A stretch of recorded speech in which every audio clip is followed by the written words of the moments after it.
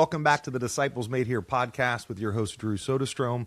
This last week, we got done with the first part of the diamond. And so if you didn't get a chance to pick up the book and walk through it, again, still engage with us in the podcast, but I do think journaling through the book will be helpful for you as you continue to wrestle with what does it mean for me to recognize my call as a son and then a sent one, to faithfully follow Jesus as the Rabbi, the Lord of the harvest, to be covered in his dust. And so that was really our hope during week one as we started walking through the diamond, was just essentially how do we start to identify the people, the places, the spaces where the Spirit of the living God is meeting with you and leading you as you walk with him.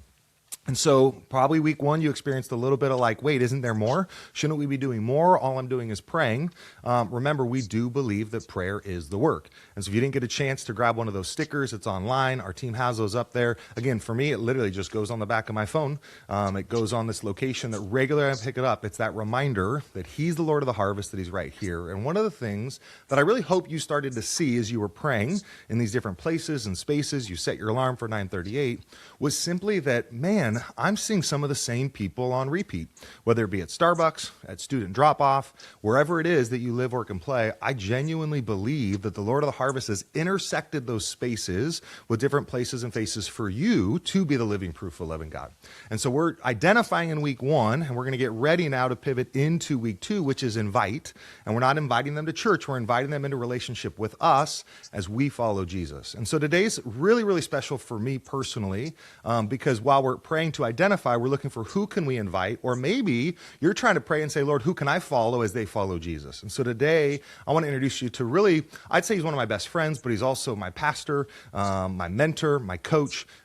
This is a guy that has essentially invited me into his life. He's given me a front row seat to his work, his marriage, his parenting, his highs, his lows, everything, so that I might follow him as he follows Jesus. And so Rick, man, this is such a gift. This is Rick Dunn. So he's a pastor, I'd say in Knoxville, I'd say in Colorado, but I'm in California. You're my pastor. You're a pastor in California. You're all over leading organizations and leaders. But thanks for being our guest today, man. This is truly a gift because I get to see you, which I don't see you every day. So thanks for being here, brother.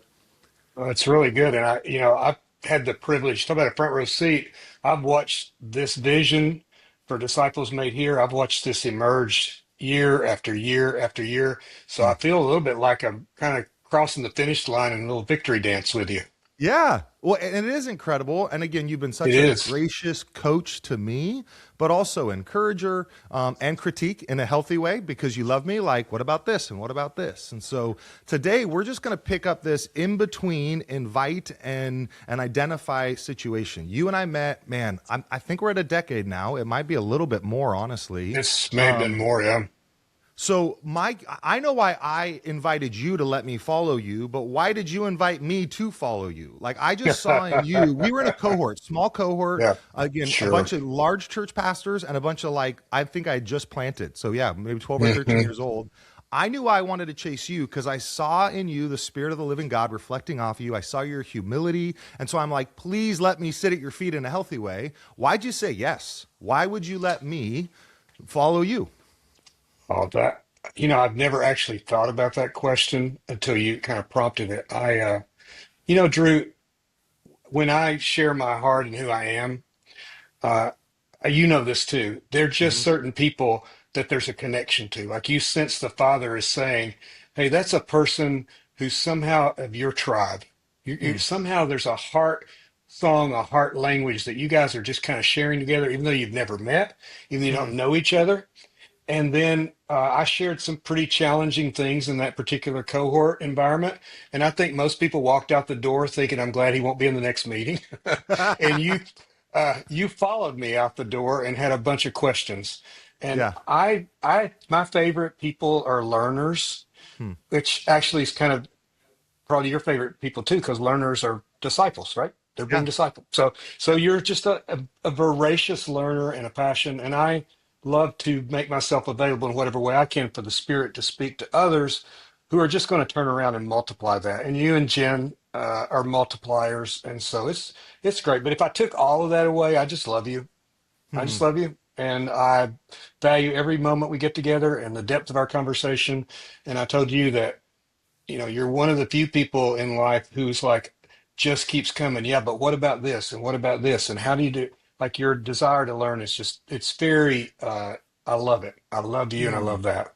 Yeah. Well, and I think it's humbling for me. I remember being in that room, and like I said, I was probably the smallest church pastor in the room. You were probably the biggest, but no one would have known you were the biggest. It wasn't what you cared about. What you No. cared about was the one. You cared about, which in that context was just me. I was just this one that was like, how do I be faithful? Again, I'm not anti-church growth, but that's not my goal. My goal is everyone has one. And so how do we actually live that out? And so in this leadership culture, because literally now, as you kind of transition from senior pastor to leadership Right. coach, I struggle with the word leadership in the Church of America Sure. because I'm actually convinced that's part of the problem. Everyone wants to be a leader. No one wants to be a follower of Jesus. He's my leader. Help me wrestle with that transition or that tension between the best leaders are actually great followers. So I'm Yeah. not saying I'm a great Yeah. leader, but I do think that the strength of my leadership is because I'm following you. So how does that work in this leadership culture of America in the church that we want everyone to be a follower and a learner of Jesus? Well, part of this, you were to, anytime after May of 2026, you can go to my website, Whitehorse, and you'll see that our vision, we exist to hopefully bring a reformation of how uh, the kingdom of people who are serving in the kingdom of God think about and use the concept of leadership. So I'm with you. I think it got hijacked for some uh, growth models that were that and well intended, but really became about like measuring external success, measuring numbers, following if this model worked here, let's make this model work here, and ultimately it became about the things of leadership, the things of Yeah. doing leadership. So let's take the whole word out. And what is the scriptures going to teach us? Well, Jesus was rabbi, Mm-hmm. and they followed him. Yeah. But you could have called him leader. You could have called him George. I mean, the point is they followed him. And the Yep. point is he said, follow me. And when Paul is teaching young Timothy, he says, hey, the things you've seen in me, now go do that for other people and teach them how to teach other people to follow. And he Yeah. gives Timothy in 2 Timothy 2, he gives him a 4 generation vision of following. So whatever you want to do with the word leadership, and I use it because I work a lot with people who are leading organizations, leading Right. teams. They have some kind of a role that they're in, and what happens is somehow now I become the leader and I do something different than helping develop followers of Jesus, and that's where it Mm. goes off the rails. It might be scale, it might be formality, it might be vocation. At the end of the day, we should all be talking about the same thing, is how do we help people learn to follow Jesus? And I'll say one more thing about this. I'm a little passionate about it. I love it. Um, Look, leaders, when we're leading people, when trying to move people, we have a certain cadence about us. And we need to pay attention to that cadence because whatever that cadence is what people are following. Hmm. And Jesus' cadence was the heart of the Father. Mm-hmm. It wasn't the disciples, it wasn't the crowds, it sure wasn't the institutions. His cadence was the Father. What I see the Father's doing, I follow him. Wherever the Yeah. Father says, I go. I just want to be with you, Father. Hey, look at all these people wanting to follow me. I got to go spend time with the Father. So what Mm. happens? The cadence is that the disciples learn how to follow Jesus as he follows the Father. Now we are following Jesus as he follows the Father, but the heartbeat, the cadence must come from the Father, Drew, not our job, not our position, not our task, not what people expect of us. Yeah. No, I love that. And I'll often tell pastors, even our church, the best thing I offer my church is my walk with Jesus. A hundred And I love percent. the way you said that because I'll often go there. You went one step further. The best thing Jesus offers us is actually to be with the Father. If you read John 17, the high priestly prayer, before all of this horrific event goes down, it's what he's thinking about. The Father, Yep. relationship with the Father, discipleship relationship with the Father. And when he says on the cross, it's finished, he's like, I've brought home your children. I've Yeah. made by grace the accessibility to the Father's heart. And so I really So believe good. that. But all that can be semantics or ordering. What's really essential is where our heart is going, is where the people who are looking toward us are following. Right. That's what they're following. So it's Yep. where is your heart pointed? Yeah. It's like why I say we don't ever try to encourage you to evangelize. We just try to encourage you to fall in love with Jesus and follow him because then that will flow out of you and you will share that. And that's what people will get from you is what It you're is. chasing. I think at Disciples Made Here, one of the things I love about what you're doing and why I've been like your hugest fan. Maybe Yeah. Your biggest fan, but I've got to Yeah. be close to second, maybe two or Yep. three other people, Absolutely. but is because it's that and making that heart accessible to people. Yeah. is becoming aware of how do I make that heart that's following Jesus accessible to people in presence. Yep. And in this moment, in this generation, in this culture, I believe your instinct is right on. We don't Mm. need a bunch more leaders, but we need a lot more accessibility to the heart of Jesus and the Father through his disciples. That's so good. And I think part of what drew me to you 12 years ago, whatever that was that here you were, again, professor, written a gazillion books, big church. And I didn't know any, I had to like find that out about you from other people. You were just really in love with Jesus. And there was something about you that I was like, man, I'm drawn into. And so I was not drawn to your leadership as much as your following of Yahweh, of the Spirit. One of the things I love about you, and I didn't even think about this till I just grabbed my coffee a second ago, but I'm holding one of my Coach Drew cups, you know, like end of the year, kids buy you stuff. One of the first things I heard about you at that time, you were still coaching regularly. And it was like that made you just as excited as preaching a sermon, maybe more excited than preaching a sermon. It was as you were living, working, and playing. When you look back at those days you're still a leader, but you were a leader, but you were the lead follower, the lead coach. What was it about coaching that helped you say, no, this is where I make disciples? I make disciples Well, not at my church on a Sunday, but on the court on Saturday. yeah. So, well, first of all, I think one of the things that may have drawn you to me is I'm pretty much a hot mess, and so Ah, we join each other on that, right? And the need for Jesus is we're so aware of that, and I think yeah, that's the thing that moves me towards him is I can't believe there just is so much grace. I can't believe he pursues me. I can't believe right. he's so attentive and so affectionate, and so. But what happened for me, and I said to the church, I this is because of the things you just described, the nature of what I was doing. It was very removed from the. I could live and exist in a little bit of a, of a of a distance from people. Mm-hmm, I said I mm-hmm. love to coach basketball. It's my one of my great passions. I wanted to be a high school basketball coach. God didn't call me to do that. I wrote a novel about it, but I Yeah. mean I love it. But I said to the elders, if you'll give me this time away, I'll invest it in the community and invite people to know Jesus in those kinds of contexts. And one of my favorite things that ever happened is one of my players showed up at church, the church I was leading. I was up on the platform, and he turned to his dad and says, "What's my coach doing here?" I love that. Yeah. So he had no idea I was a pastor, and because it doesn't, Drew, these titles they can one they can get in the way, but second they're all it is just a moment, a container, a season that we happen to be in. Some people say I was the lead pastor of Fellowship Church for 22 Mm, years. Actually, I was the interim lead pastor for 22 years. It was never good. mine. I That's never good. owned that. Stewarded the moment, uh, but that's not our identity. That's not who we are. We're sons. This is you talk about this so Yep. well. We're sons, and you and I are brothers. And yes, I have a good bit of age on you, a lot of age on you, and a lot of experience that I love to share with you. And I've got I got an entire toolbox full of things I did really stupid that I say don't do this, Yeah. Drew.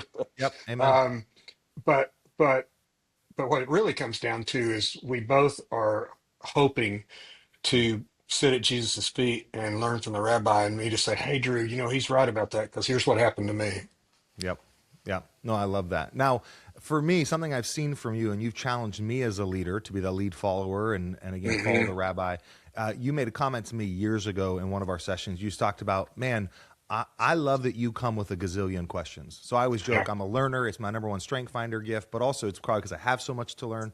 But I am hungry to be faithful. And something I appreciate about you is, man, we're not pursuing the flashy. We're pursuing the faithful, the day in on the basketball court. Like that was a cool moment on the stage, but really it was all those micro practices that Right. included Right. discipline. When we're praying and identifying someone to follow, I assume for you, it made it easy for you to invite me in because I kept asking, right? Like, hey, Rick, Mhm. hey, Rick, hey, Rick. How do we identify those people? So one way for me is they're asking good questions. They actually want to Sure. follow me as I follow Jesus. How else do I identify them on the basketball court, at work, right? Not pastorally, but as a follower of Christ. Well, give me some Yeah. insight over these years you've learned. Well, let me give you a phrase that I think is helpful for us to think about for ourselves and other people, and that's compassionate, courageous curiosity. I love that. That I move towards myself and I move towards other people with grace, compassion, courageous. I'm willing to take the risk of like, well, that might have been wrong about that there. It might not have worked or that didn't turn out. And then curiosity is like, I just genuinely want to know. And here's the thing, everybody wants to be known, seen, Hmm. understood, and loved. And so you're with a person, you have a conversation, you do something, and you can feel it's like they're opening the door a little bit, either with their question or with how they're offering themselves to you to be known more. Wow. And what I want to do is match that. It's like, hey, I'd really like to get to know you more, but I'm going to offer that by letting them know me more too, and just being Yeah. open. So it's not like a one-way thing where like if they can open the door, I can know them, and I got to be able to take the risk of myself being known because that's the only way they're going to get access to the heart. So it to me, it's very organic. It's Yeah. very much a sense of the Spirit of God has somehow put within that person in that moment that curiosity or something and put within me the proximity Hmm. to actually have a conversation. And the conversation, uh, I just have spent a good bit of time recently in places where I or my wife and I may be the only Christians in the entire context. Yeah. And if I lead with, hey, I used to be the pastor of this church in the South, I always tell people, here's the way you kill a conversation on a plane. Tell people that you're a Southern Christian mega church pastor. Oh Nobody yeah. wants to talk to you. Nobody Yep. wants to talk to you, right? Yep. That'll So shut it down. it'll shut it down. But what won't shut it down is like curiosity, kindness, genuine attentiveness to people, and wanting to offer who you are to them, not what you do or what your title is, Yep. and just being present with Jesus's character. I feel like that's an opportunity for me to bring Jesus into the room. And yes, are words going to be important at some point? Absolutely, but the words will take care of themselves if we Hmm. enter in with the Spirit of God. Yeah.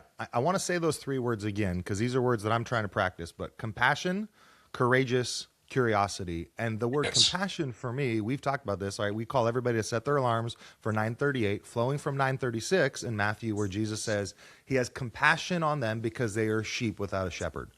And so it's like, man, when our heart breaks, and I say all the time, if you don't weep over people, you'll never win them for Christ. Now, we Right. don't win anybody Right. for Christ. We literally don't win. Right. We win by leading with a limp, right? We Right. win Right. by, and that's that courage, right? That I'm going to be courageous in my brokenness. I'm going to be Sure. courageous in my invitation. So this week, in theory, we've been praying about, Lord, who can we invite into a relationship with us? Not invite to church, but say, hey, come coach with me. Like I've invited people to coach with me. I've invited people to parent with me. I've invited people to Sure. serve with me. And they don't always get a beautiful picture of Jesus. They get a picture of little Andrew, right? I mean, that's language I've gotten from you. How do I disciple Mhm. little Andrew from Ephesians 4? And so I Mhm. love that. So again, compassion means that we love them in their brokenness because God loved us in our Yes. brokenness. For me, courage means I'm going to invite you in, even if it might be rejection, even if it might be you don't want it. I'm Right. going to lead with a limp. And then curiosity, I just am convinced everybody wants to be happier tomorrow than they are today. And so if they see that in Rick and his brokenness, then they're going to Yeah. actually be like, all right, how do I get that? Yeah. And so I just want to say thank you for leading that way. Like, again, all these titles, your best title is I'm just little Ricky trying to follow Yeah. Jesus. And I've seen that from old Oak Ridge all the way through to today. Yeah. So, Well, yeah, I appreciate that. I think that um, you were telling me everybody just wants to be better or happier, the next day. Look, it's not like people in general are thriving, Drew. It's not right. like the people want, I don't care what it looks like. I saw this t-shirt the other day said something, everyone around you is having a really huge struggle you can't see, kind of Hmm. asking for kindness. So you have an entire moment in time when people are very anxious, they're very spun up, there's uncertainty, and people are just really open. And to walk in with compassion and courage and curiosity is to invite people to a different kind of conversation. And we're So not good. responsible for who takes the invitation. That's not our that's not I don't take it's not mine to do. We're Hmm. just there to make it accessible in a way that feels like Jesus. And this I'm going to say this back to this is the problem I feel like that you and I have with some of the leadership culture, not all, but some of Yeah. the leadership culture my generation actually produced was that let's bypass humility to get Hmm. big things done for God. And it's much better to do small things for a big God and let him decide what to do with it Amen. and to actually practice I don't know. I mean, you can write books about Jesus and leadership. You can do all kinds of things, but there's only one thing I can tell you for sure that he did was humility. Hmm. Hmm. And so if we bypass that to get kingdom stuff done, it the fruit is not good long term. It might for a moment pop something, put our name out there, do something. It's not eternal fruit. Yeah. I had a bunch of young adults over at my house last night. We're sitting around the campfire and they're like, what's a sabbatical? Like, these are young men that have come to faith that are at Sure. our church now. And I'm like, and I had to parse like what sabbatical was. I said, well, go all the way back to Yahweh's design for Sabbath and not accomplishing something for a day because you trust him. And imagine what it would be like, of course, right? If you had a great harvest year and you're like, this is our sabbatical, like we're not going to reap it because God doesn't need us to have fruit because he's the Lord of the harvest. And I just feel like I've experienced that so much more as I just get a couple years further down the road and I watch guys like you and follow guys like you. God doesn't need me to achieve anything, like No, and nothing. when we come to that place, we purify and clarify our invitation to the world. We Mm, purify it from our motives of why we're doing this, and we clarify, hey, uh, I'm a beggar. I mm. found bread. I bet you're a beggar too. Would you like for me to share some bread with you? Like Yeah. that's as far as we're going to get. That's really about sophisticated as it's going to get. Yep. And that's the invitation. Follow me as I follow the baker, right? Like That's the right. Lord of the harvest. And so for That's me, right. there's just this freedom. I think I grew up in this culture, my old leadership style, and I tell guys this all the time. I hope it's like 20 years old and not 2 years old. I think it's 20 years old. I'd run ahead of people and be like, come on, guys, let's go. And I think it was an invitation, but I was probably yelling, like, come on, like intense coaching. And it's like, no, man, let's just limp along together. And that's where I just wish everybody could have, and they can if they go to your website, they can have more time with you. But like, I just wish everyone could have what we have, which is just this: I'm a beggar, you're a beggar, you know the baker, meet dad. And it's just so freeing, exciting, inviting. And I actually think the harvest is plentiful. There's a lot of people out there that are looking to be fed, and Jesus is the answer. Who are some of the people that walked with you? Like, by God's grace, I've got you. I've got two main pastors, Todd and Rick Dunn, and I'm with you guys all the time as much as I possibly can. Who are some people that walked with you and lessons that you got from them, almost like not in a classroom, but just Yeah. at the bakery, metaphorically? Well, it's funny because the person who's walked with me the longest, he's named Baker. That's funny, Hmm, is it? that's His good. I last didn't know name's that, so we'll Baker. call that I didn't. prophecy. I didn't either, so we'll take it. His last name's Baker. I first worked at a camp when I was 15 years old, and his wife directing the camp. And I am 65, so this is our 50th year of conversation. Wow. Yeah, Wow. that's a great gift. My first pastor had a name you'll recognize in California. My first pastor that I worked for was named Ronald Reagan. And so Okay. no, but yeah, Ron Reagan. And Ron taught me the compassion part. Hmm. His depth of compassion for, I mean, we had a lot of people at church were really hurting and couldn't go to any other church, but he made a way for them. So the compassion. Um, I when I was in seminary, I had some really wonderful men, Mark Center, Perry Downs, I would say were really Ted Ward sharpened my thinking. So I've had Hmm. a lot of those folks. And I will also tell you, I don't know that I've had that many people um, immediately available because I was in the quote leadership position. And Hmm. it's really harder to find people who are comfortable Yeah. walking with you. And because that position, you know this, the position can actually become a barrier and a wall because every conversation I walk into for 22 years, I'm not Rick Dunn. I'm Yeah. the lead pastor at Fellowship Church. Right. And it's one of the things I love about when I'm in Colorado, working in Colorado now, when we come out this, I'm just Rick and Yep. friends of some people out there. Um, but I think that I've had those people, but the things that I learned from them were surrender, Hmm. um, to embrace who God had called me to be and made me to be, to sharpen the way I think and the way I relate. Those were the gifts that I had.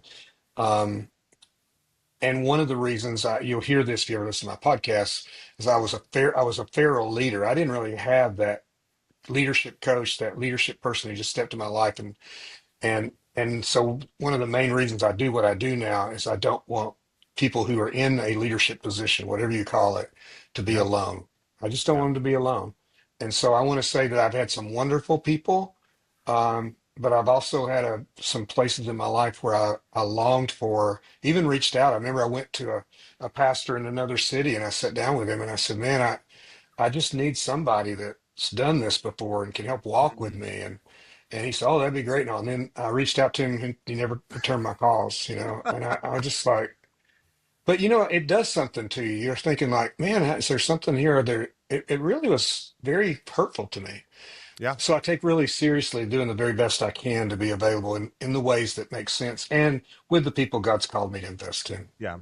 And I feel like it was Wally Norling, who's with Jesus now for me, but he was one of our district superintendents. I think he was involved in 45 church plants. One of the most main things he did for me was not just walk through the text with me all the time, but also just say, hey, Drew, senior pastors and senior leaders are the most insecure people in the world.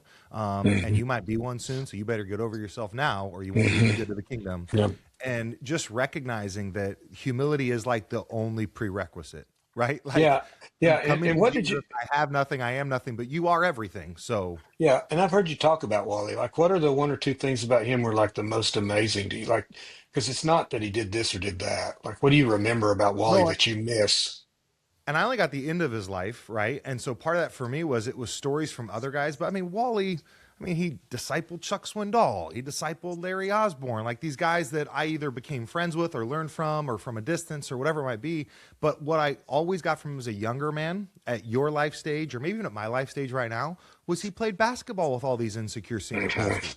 He invited them to golf. He invited them to his house. He shared about his broken marriage. He just led with a limp. And it wasn't that Wally was some uber gift. Like Rick Dunn is a gifted dang leader, and that's awesome. But you've never been enamored with your gifting. I don't know if Wally had the same gifting that Rick Dunn did. I didn't know him at that life stage. What I do know is he was Wally faithful. He was just, I'm all in with you. I'm going to look you in the eyes. In this world of everyone moving so fast and being so busy, he was like, I'm right here. I'm fully present. You used the word proximity earlier. And I know that that means like you've been in my house. We don't live close to each other. Like I've been in your home. I've been in that room. These are all real things, but you almost kind of have to fight for it. You have to want it. And in humility, that brings you to that point of wanting it. And again, heartbreaking that you reached out as a young pastor and didn't get it. So by God's grace, your fruit of that experience led to my fruit of my relationship with Right. you. Because then when I come to you as that guy, you're like, how can I help? But again, you invited me to your house. You didn't invite me to a class or a lecture, which is fine. I learned that way too. But you Right. invited me. So I think Wally invited people in. Yeah. I sat in his kitchen. Yeah. Those things. Well, I think that's very profound, actually. My daughter said, when I left being lead pastor of Fellowship Church, uh, two things. One, my daughter said, you've been speaking to so many people, but you don't know the impact. Now you're going to be with very few people, but you'll know the impact. That was sweet. The other thing that Yeah. was really sweet is I didn't go back. I attend the church still. I Hmm. was in, what's it called? P8 yesterday. I was with 4-year-olds. I'm a kids ministry volunteer in my church. So I was with I kids love it. yesterday. And but I took 6 weeks off to just give RD, the guy who came after me at the time, and I said, hey, I'd Hmm. like to come back. He said, come on back. Drew, I walked in and the greeter at the door had no idea who I was. So good. Six And it didn't weeks. offend you. You weren't No, like, it's I will I tell you used to this, be a big Drew. deal. Yeah, I love stewarding that role. I love stewarding the ways I get to speak into people's lives now. But there is something sweeter about anonymity and Jesus than there is public recognition in Jesus. And so if you have the Amen. public recognition, that's fine, steward it. You got to do that. It's part of my role. But Yeah. I'm telling you, the Wallies of the world that aren't Yep. known and aren't referenced and aren't didn't do this, that. I think there's greater joy. And because you just know it's just you and Jesus and people. And so if you have people listening to this and, oh, well, I'm not a pastor, I'm not, yay. Like Yeah. you have so fewer barriers to get to do this. Just Yep. be present. Yeah, you talk about the stumbling blocks that you bring with some of your roles. And Yeah. yet the reality is, as a basketball coach, I'd argue that was some of your most meaningful ministry. Oh, And I know that was true of absolutely. Wally. I know it's true of me. That's why I get these mugs. We were at dinner the other night as couples, and these kids ran up, and I didn't recognize them because I coached them so long ago, and now they're young women, and I'm like, who are you? Why are you talking to Mhm. Jen? And Jen's like, this is so and so. And I'm like, wow, like you don't know Yeah. the impact you're making. I think my passion for No. Disciples Made here is if people just got this, like I have this dream and this vision, and I have issues with the Church of America because we're not actually hitting the mark of making disciples and make disciples. That's the whole point of this podcast, to help you be a disciple where you live, work, and play. But I really actually believe that the Lord is the Lord of the harvest, that the harvest is plentiful, and that the answer is inside of our heart as we follow him. Like, could you imagine 10 years from today, 20 years? Because my dream for Disciples Made here is that every person at every church would say, man, I am making disciples where I live, work, and play. Like, what Mhm. would that be like? Not that my church grew, which, by the way, your church would grow like gangbusters if everyone in your Right. church said that. But not for the growth of your church, but for the growth of the kingdom, for the yet to believe to come to faith, for us to storm the gates of hell. Could we get there, man? I mean, I know you're further down the road, but it's my dream, and I'm going Yeah. to die trying to empower every saint to be a sent one. Sure. I don't. I think aiming less than that would not be helpful. Now, Mm, what's the outcome? That's it. That's the Lord of the harvest gets that. He yep. gets that. But Jesus said pray, and he said go, Yep. and makes that so. It feels like, I mean, among the things we might do, doing what Jesus said seems like a good list. Amen. Amen. Well, and even the way you said that earlier was, I think, really profound. We're talking about this gap between identifying, which is just praying, and then inviting them in. And you made it very clear, and I buy this theologically. We don't know if they're going to say yes to the invite. We don't know what they're going to get when they come to our house. We don't know if they're going to keep asking questions. It's just not our role. It's not our Yeah. responsibility. But the mandate is go, pray, go, and make disciples, which to me Yeah. is just inviting people into you following Jesus. Yeah. As you I'll look tell you. back, Can I tell you one thing really yeah, quick? If you sit with people and you ask them, tell me about the most important people in your life, Wally, I told you about Baker. If you want to drill everything down to what one thing did those people do, they showed up. amen. They showed up. And And if we're just everybody show listening right now can do that. can do that, and all around you are people that would love for somebody to show up for them. Just show up. Man. I'm a spiritual father, like Yep. very intensely for a few people and somewhat for a lot of people. Yeah. And it's just a matter of showing up with my heart and their heart. That's all it is. Mhm.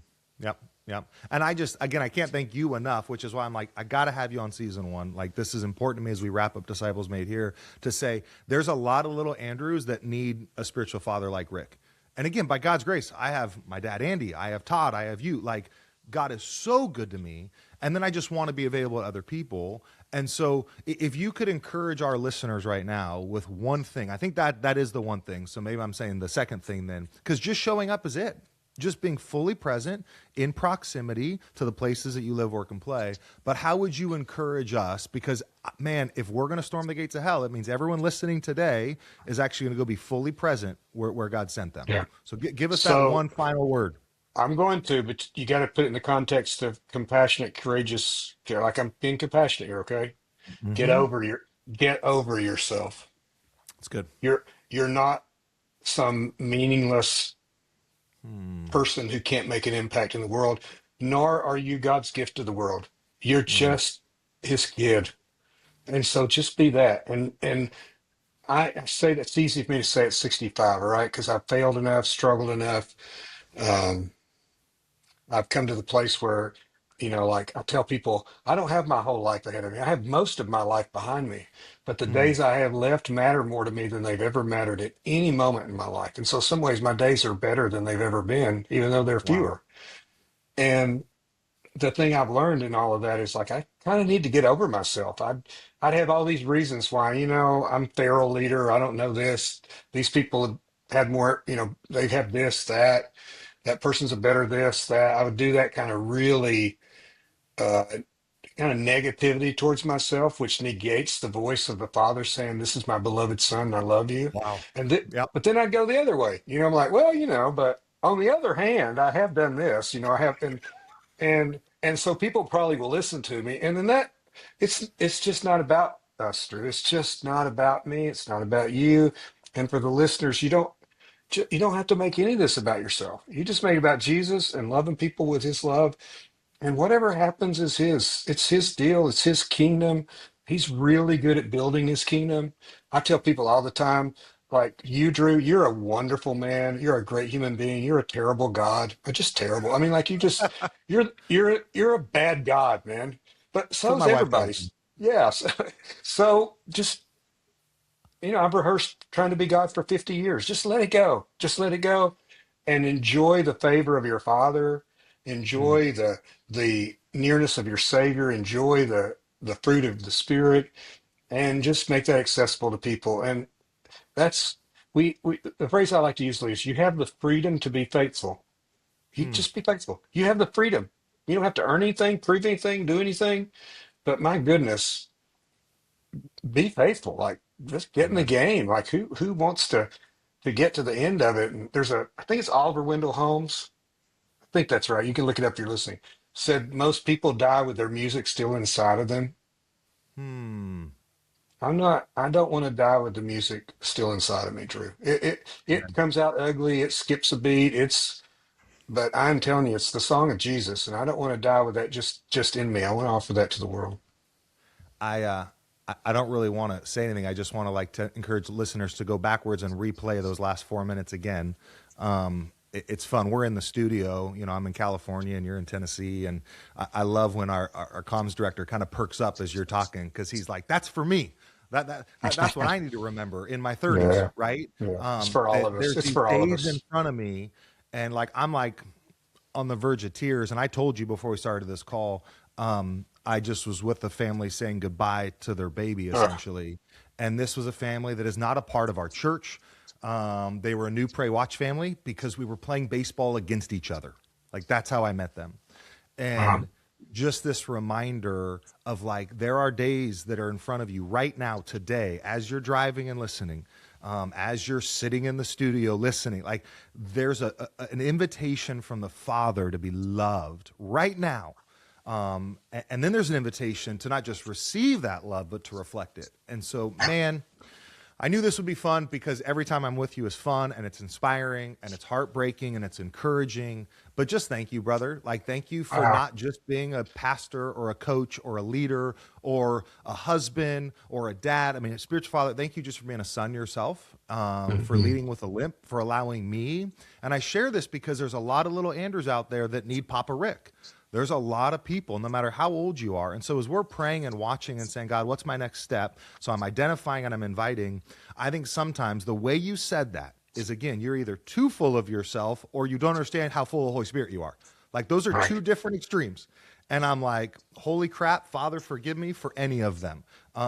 Forgive me that I forgot who I was. I thought I was more than I was, and I actually forgot who you made me to be because I'm more than who I Mhm. think I am here. And so I just want to say thanks as we can't put a bow on it because every day is a new conversation, which is why we keep showing up on Mondays for Disciples Made Here because Mondays matter. But thanks for showing it for me. Sure. Thanks for being faithful, imperfect. Again, I get to learn from your mistakes. I get to Glad to make do less it. mistakes when you share with me yours. Mhm. So if you want more information about getting time with Rick and you're listening to us, can I just encourage you? Every pastor needs a pastor. Every leader needs a coach. Rick, you've been that for me. Go check out whitehorseli.org. His heart is to give away his heart to other people so they get the heart of the Father. And so you can download his White Horse app, go to the website, schedule a call with him. I'd encourage you to have him work with your organization if you are a leader, leading leaders. But remember, we're all just leading followers as we become sons. So Rick, man, I can't thank you enough. I know I get the privilege of talking to you in a couple of days, but other people can do that. Jump on the website. As we transition here, we're going to wrap up this episode. I want to encourage you again, pick up that book. The workbook is designed to help you come to the heart of the Father, not just receive, but how do we reflect it? And so this week, the challenge within the challenge is not just to identify and pray, but actually to invite. And so, Rick, thanks for making the invite to me. May we make that invite to others so that they can see Jesus through us. So such a gift. Thanks for inviting me, like I said, into your marriage and your ministry and your coaching. And my biggest thing is don't rob little Andrew of the joy, because all you listeners, you're like a Papa Rick or a Mama Teresa to someone else that's out there that needs to have someone to follow as you follow Jesus. So Disciples Made Here, this community is a gift to me. Hopefully we're a gift to you. Thanks for walking the ways of Jesus with us everywhere that you live, work, and play. We love you guys. We'll see you next week.